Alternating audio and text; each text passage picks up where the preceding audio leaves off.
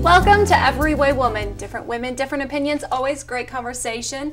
We're starting with an open dialogue about the woman who is doing it all, the working woman. And Michelle, you epitome.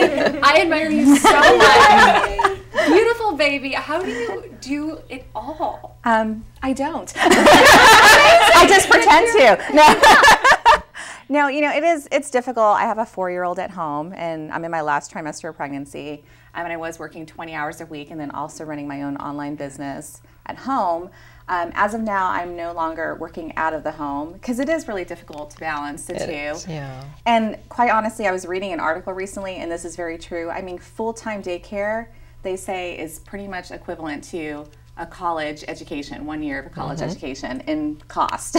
So for me personally, my family, where I have a 4-year-old, I'm going to have an infant on the way, it doesn't make sense to stick them both in. You know, you still have to pay for preschool, stick the other one in daycare. It makes more sense for me to be a work-at-home mom. So that's what works for me. How do you get the work done? I can't imagine being at home and working and having to be a mom. Well, you know, right now for me, I work at home and I do a lot of my work at night. Now, obviously, I have a baby on the way who's going to probably be screaming most of the night, so I'll have to change that. But my daughter does go to preschool 3 hours a day, and so, you know, I try to take advantage of that as well. But basically, just whatever spare time, naps, you know, whatever you take advantage of, it's what you put in your work. It seems almost a luxury to be able to go somewhere else and actually concentrate and get your work done without any interruptions. Yep. So do you think it's almost a luxury to be able to go back to work as a mom because you're having to pay so much for childcare? It is. It's very expensive. So, has you know, I give you a lot of credit. And certainly if you can work at home, it really makes all the difference for you, you know. And you're right, to work in shifts, work at night, work during nap time, you know, those kinds of things really matter. And take care of yourself too. Well, you know, Cinderella, in between. you're not a mom, but you work from home. Yeah. You're an entrepreneur of all sorts. Oh, Welcome yes. to the show, by the way. Thank Your first you. time. We're so excited to have you.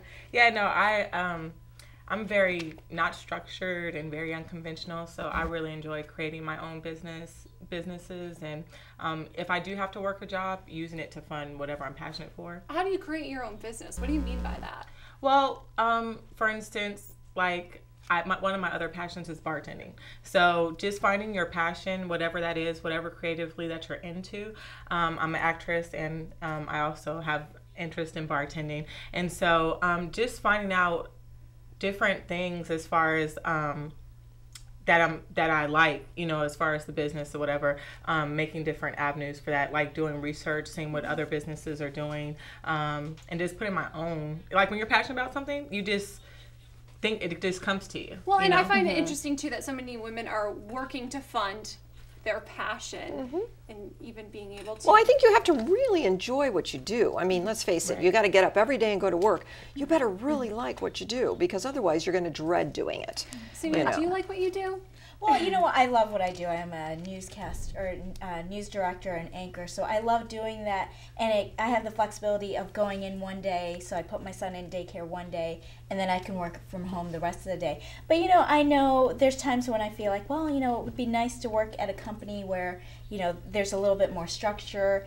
But those women have a lot of challenges too. Of like, you know, if you have a really important meeting that you need to go to, but your kid comes home sick, what do you do then? Right. So it all has its challenges, and you know, this works for my family. And I don't know, maybe in a year from now, I'll do something different. And I feel like I appreciate having the flexibility to change it up if I need to. We'll be right back with more women doing it all and perfecting the art of it. Stay tuned.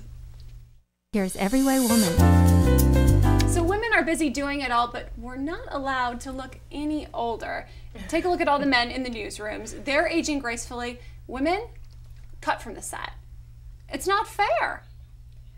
Well, I think because of how women are portrayed, they're usually portrayed very, you know, we're sex symbols and it's all about beauty and looking younger. So I think just because of the stereotype, you know, that, you know, it's always different things. Men can do different things, women can do different things. Well, so the men changed their tie and their blazer. The women changed their hair, they gray, dyed all gray, whatever you need to do. But it doesn't seem like they allow women to age at all. They whether it's don't, on absolutely camera. not. I mean, look at even actors and things that, you go to a film, there's always, the actor has a younger girlfriend, a younger wife, even in real life too. I mean, that's the way it is, and it's not fair. It's obviously a double standard. Oh, and absolutely. There's Exactly. a tremendous Absolutely. pressure on women in Hollywood, and it amazes me. I'll see the most beautiful women go out and get these facelifts or eyebrow lifts, and all of a sudden I'm like, what did you do to yourself? You look weird now, and you looked beautiful before. You didn't need to do that, but they feel that pressure because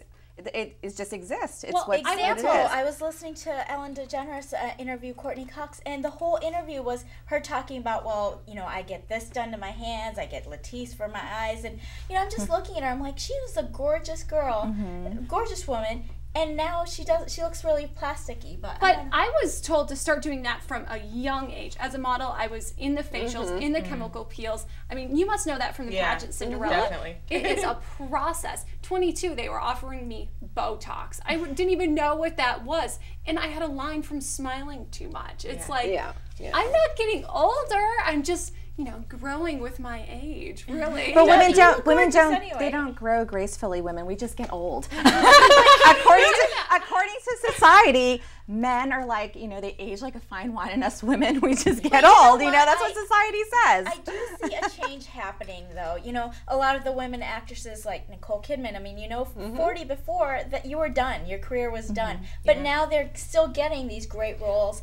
Well, and I just saw in Vogue, their women are actually dyeing their hair gray. It's actually on trend this season to go all gray. So these women are walking the streets of New York completely silver. And Not for me. 20s. I'm not doing that. No way. No. I won't be rocking silver anytime soon. Not for me. No. I think even the short look helps with making you look younger as you get older. Because a lot of women try to keep the longer hair. But I really like the short look. You rock. It's easy to take care of. Look at Halle Berry. I'm sitting next to Halle Berry right now. How gorgeous she is. That's it. No, but definitely people like Halle Berry, J-Lo, they're all, they're considered older actresses now, but they're beautiful. So maybe we need to make it trendy. However, they also reinvent themselves, which I think is a really good thing to do. Actually, as you start to get a little older, now you have to reinvent yourself a little bit. Are you reinventing yourself? Absolutely. You've got That's why I'm sitting here. on. Don't you notice? Don't you notice? Sparkle shoes. But you know what? Going back to the newscasters, I am also excited because there are things happening where, I turn on CNN and I see all women. I see women reporters, I see women, anchors. Right. So there are exciting things happening. You see a lot more women now. Well, women are most definitely making their mark. We just need to learn how to make our mark longer. Yeah. Well, Thanks, ladies. We'll be right back. Stay tuned. Here's Everyway Woman. Everyway Woman is dedicated to getting the women back to work or working for the first time. So we want to welcome back to the show, Sheryl Bender. Thank you so much. So you were one of the first Everyway Woman guests, one of our favorites. Thank you. And tell us a little bit about how you know the show and where you're coming from. Well, I was introduced to Everyway Woman by another of your hosts, Stacey Lewis. Stacey and I actually worked together in human resources, and she's been a mentor to me, and I've learned quite a bit under her leadership.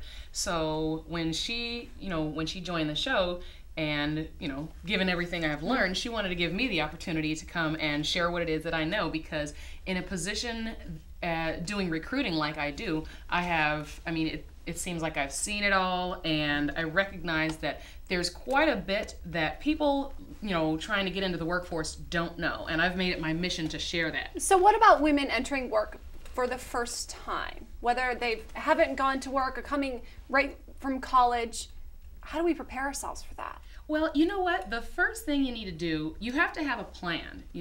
It's important. You don't just set out and, take the shotgun approach when you're looking for a job. What's the shotgun approach? The shotgun approach is, shooting out a resume to any and everything. It's like, if it's a job, I'll take it. Okay, that's something you don't want to do. Let's not be desperate. Definitely. Right. I think it's good to really concentrate on what you're good at, what you're really, focused on, what you enjoy doing, because you're going to do it for a long time. But how do you find it? How do you find those jobs then? That, That if you're not focus. looking on Monster, you're not looking in the newspaper, if anyone reads those anymore. And you know what? Monster's not going to tell you what your focus is, and Monster can't tell you where your strengths are. So how do you find them? Well, you know what? Especially if you're coming out of school, visit your career center because they have career counselors. They can do skills assessments, and they can, they can kind of pinpoint where your strengths are so that you can then start to look for an industry that has jobs that kind of, maximize those strengths. It helps you to set the direction, that your career trajectory is going to take. And I think too, once you're in school, internships are a great thing. I was going to say that. Right. They really make a difference. But what about the people who don't have, aren't college educated, and they're looking for that job? Well, you know what? Those, college isn't for everybody, but most everybody, unless you're independently wealthy, does need to get a job. So, availing yourself of some sort of training, volunteer work is actually a really, really good start to getting work experience. Test it for free, see if you like it, and then you can make money on it. Exactly. And volunteer work, you can really do well because someone will notice the work you're doing, the good work you're doing, and say, would you like to come to work with us? So, so I think that makes a big difference. Rejoining the workforce. Michelle might be planning on rejoining after her pregnancy. Yeah. How do these women find their focus in recentering their careers? Well, I think once again, it's important to have a plan, and especially if you've been out of the workforce for a while, it's very important to do some advanced planning. Don't just decide one day, wake up and say, you know what, time to look for a job. If you've spent, a year, 2 years, the preschool years, out, working from home or being a stay-at-home mom, then, it's best to, start looking in advance.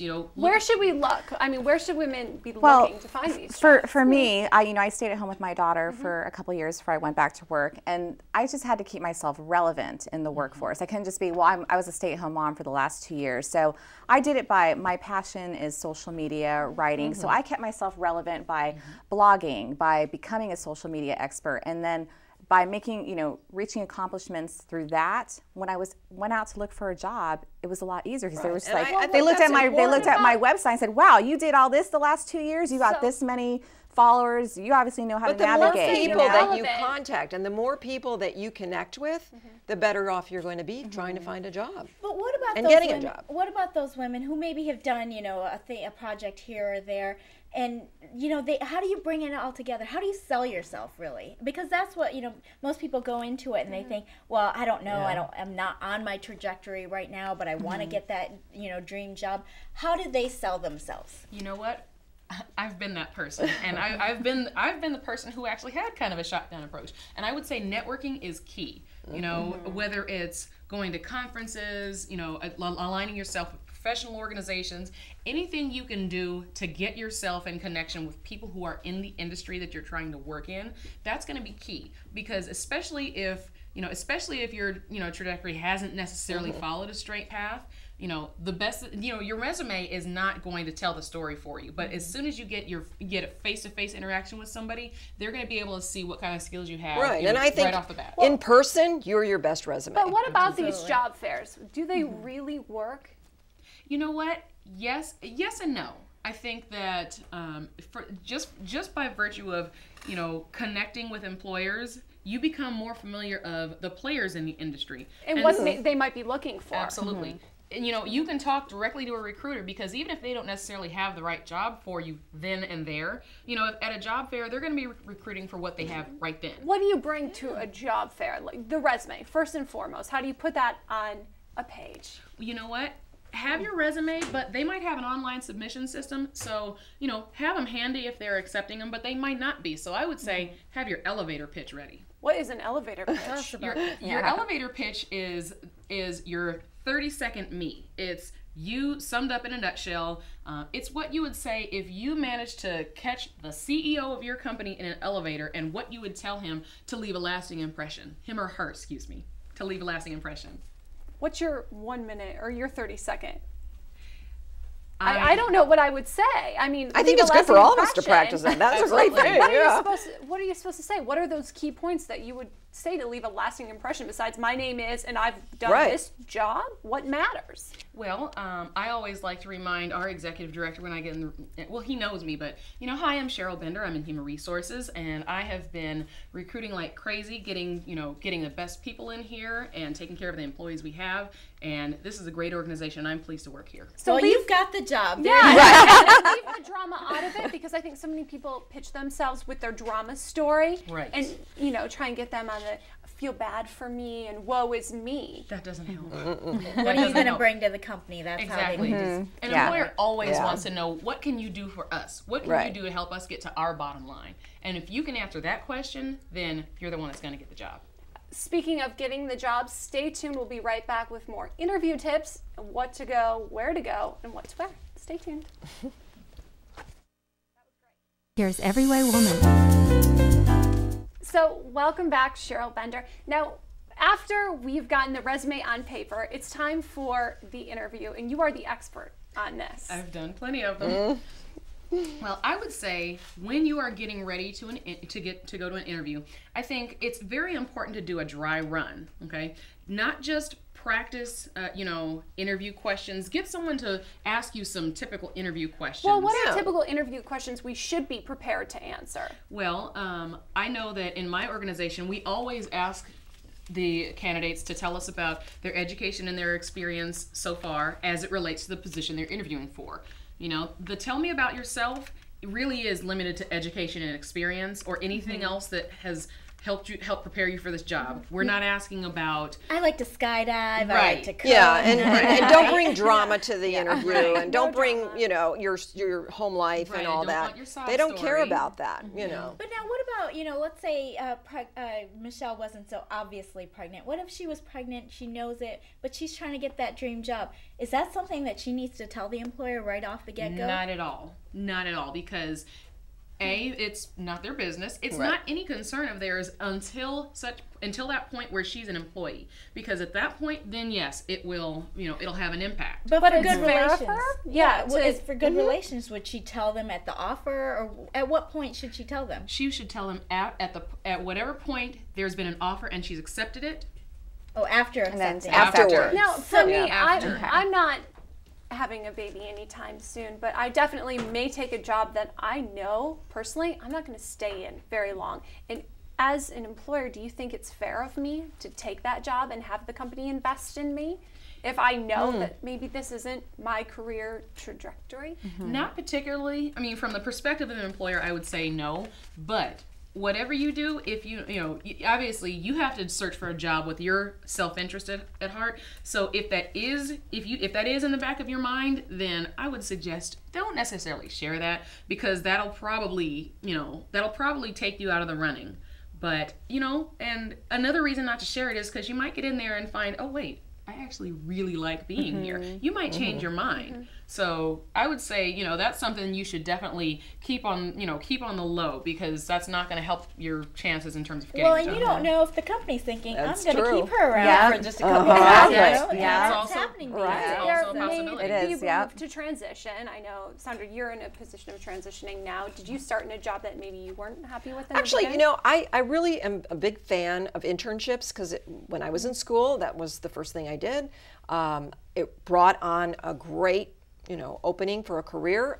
My first job was with CBS Television through my internship. So I really feel that that's a big, big thing for younger people. But maybe when you're not in the internship, but you're in the interview and they ask about money, that was always been a really It's always an uncomfortable situation to be in. Is it better? Yeah, it is. I always wonder, is it better to say I'm open, negotiable, or to give them your price? What is the right thing to say? Well, having taken negotiating classes, the person who throws out the first number is the one who's usually going to end up on, with the shorter end of the stick. So what I would say is try to get them to give you a range they're looking to hire in. If they absolutely refuse to, give anything without you offering some information, I would say give them a range, but be prepared for whatever the lowest part of your range is. Make sure that's something you can accept, because would they ever actually give that higher number if I say do you I'm pitch your higher number? 60 grand, yeah, and knowing that they're going to say 50?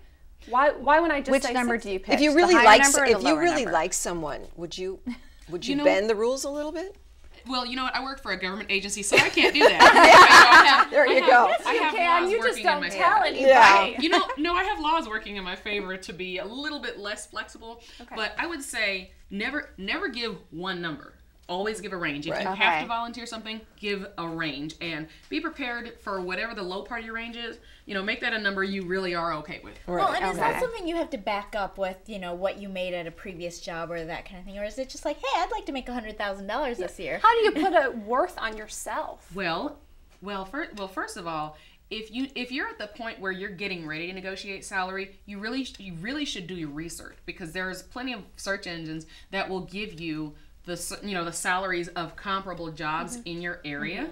So you should already have that kind of ballpark range in mind when you go into it. And then, of course, you don't want to sell yourself short, but you also need to look at the kind of organization that you're trying to get into, because if it's a nonprofit, then they may not have as many funds to work with. And it's tricky too, because I've even had trouble with this, and maybe this is just a confidence issue, but pitching the number that may seem relevant, and I think, oh, I don't deserve that, and I kind of almost shy away Is from that it. a woman thing? You know, That is is that absolutely why a woman women thing. aren't making the money that men are? Because, I mean, it's a considerable difference. Absolutely. But are we selling ourselves short here? Absolutely. I mean, when you're in the job search and when you're going for this, you have to go for the gold. I mean, just throw out a number, throw out a range, and the worst thing they can say is no. Right. If they, if they want you to have that job, they'll counter. They'll Absolutely, go back yeah. and I forth think that's a with good thing. I really feel you have to have confidence going in, Right. and know that you're worth it. Really psych yourself up to know that you're worth it. I think you always have that fear that, if I pitch Right, them if a I number only that's went too, lower, or if I pitch them a number that's too high, then maybe they're going Right. to go with a different candidate who And- doesn't want as and much, knowing, or and something knowing like that. what you're worth, I think it's also relevant to know what job you're able and capable of doing as well. So when you're finding jobs, for instance, online, on Craigslist or on these career builders, Monsters, and where should women look to in finding these jobs and in submitting? Well, I'd like, it's a good idea to go back to those professional associations, because especially if you're looking in a certain field, I mean, Monster, Career Builder, those are all fine, but they have a lot of really general jobs too. And if you want to get something that's specific for your field, then it's a good idea to go to those professional associations, because they always have job listings on their websites. How vital is LinkedIn these days? LinkedIn is awesome. LinkedIn is awesome.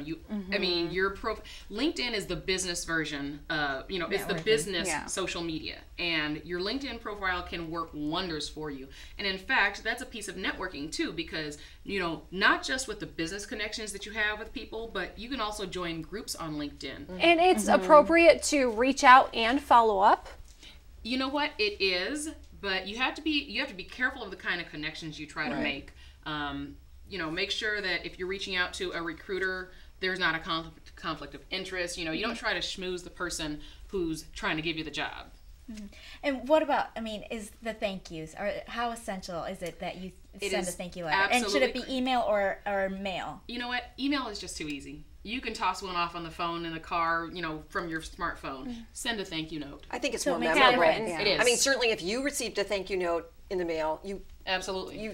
treasure I it. have, With your mom. Yes. Yeah. I have every thank you note I've ever received. Really? Wow. I Okay. keep a file. We'll send you one. Well, we're going to send you a thank you note for being here. Thank you so much. We really appreciate it. And thank you so much for tuning in. Good luck job hunting, ladies.